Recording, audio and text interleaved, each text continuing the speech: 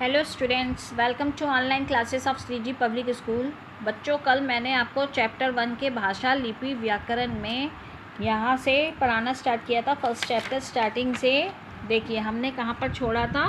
यहाँ पर मौखिक, यहाँ पर ठीक है, हिंदी भाषा पर हमने यहाँ पर छोड़ा था। ठीक है, आज हम इसके आगे का पढ़ेंगे और समझेंगे कि क्या होता है बोली और उपभाषा।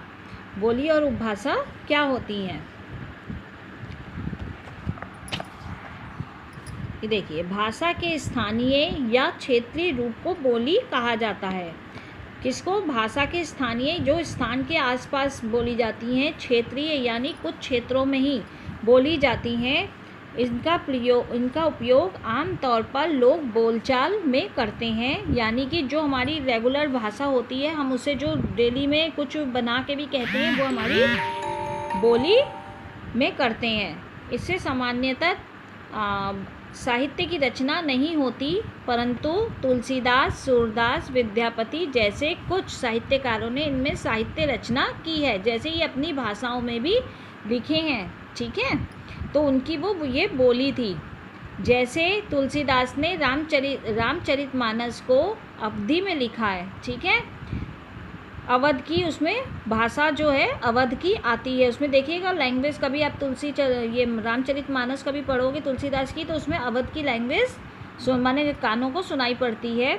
सूरदास ने सूरसागर की ब्रज भाषा में, विद्यापति ने पदावली को मैथिली में और रचना की। ठीक है, बोली का क्षेत्र थोड़ा बड़ा हो जाने पर उसे उपभाषा कहा जाता है। बोली का जो क्षेत्र होता है वो सीमित होता है, लिमिटेड होता है, पर अगर ये कुछ बड़ा हो जाता है तो उसे हम उपभाषा की उपाधि देते हैं, उपभाषा कहा जाता है।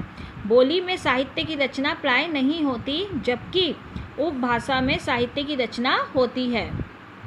एक उपभाषा में कई बोलियां आती हैं। आगे चलकर जब उपभाषा का क्षेत्र विस्तृत हो जाता है तब वो भाषा का रूप ले लेती है। ठीक है स्टूडेंट, यहाँ समझ में आ गया। बोली क्या होती है? लिमिटेड होती है, कुछ क्षेत्रों में ही बोली जाती है। अगर ये बोली की भी भाषा ज़्यादा लंबी हो जाती है या बड़ी हो जाती है तो वो उपभाषा का रूप ले लेती है, और उपभाषा में जब और ज़्यादा कुछ हो जाता है तो वो भाषा का रूप ले लेती है। वहाँ एक लिमिटेड फिर लैंग्वेज हो जाती है,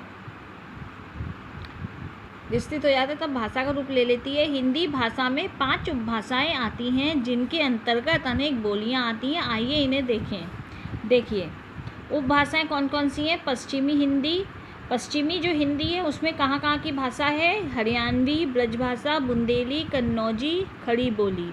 हिंदी, पूर्वी हिंदी में अवधी, बघेली, छत्तीसगढ़ी। बिहारी हिंदी में भोजपुरी, मगही, अंगिका, मैथिली। ठीक है, राजस्थानी हिंदी में मारवाड़ी, मेवाती, जयपुरी और मालवी। पहाड़ी हिंदी में गढ़वाली, कमाऊनी।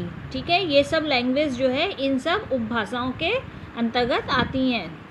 आ गए हम लिपि में। लिपि किसे कहते हैं, किस प्रकार होती है? भाषा को लिखने की विधि, भाषा जो लिखी जाती है उसकी लिखने की जो विधि होती है वो लिपि कहलाती है। एक निश्चित चिन्ह होता है इनका लिपि का। ठीक है, विश्व में अलग अलग भाषाओं की अलग अलग लिपियाँ हैं, अलग अलग भाषा की अलग अलग लिपियाँ होती हैं। हिंदी भाषा देवनागरी में लिखी गई हैं। देवनागरी लिपि में हिंदी की सभी ध्वनियाँ, आवाज़ों के लिए अलग अलग संकेत हैं। हिंदी में जैसे बोलते हैं प्राय वैसा ही लिखते हैं। हिंदी बोलना, समझना और पढ़ना बहुत ही सरल है। इसी सरलता के कारण ही हिंदी भाषा विकासशील है। ठीक है, बहुत ही इजी है, इसीलिए सबसे ज़्यादा यूज़ हिंदी का ही होता है। अब देखिए यहाँ पर लिपि कौन सी लैंग्वेज के साथ में कौन सी लिपि है।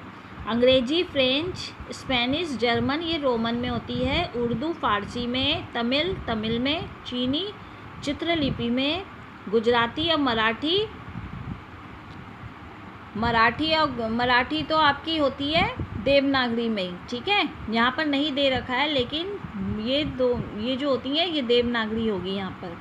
पंजाबी, गुरुमुखी, बांग्ला में, अरबी में, हिंदी, संस्कृत, नेपाली देवनागरी में। ठीक है,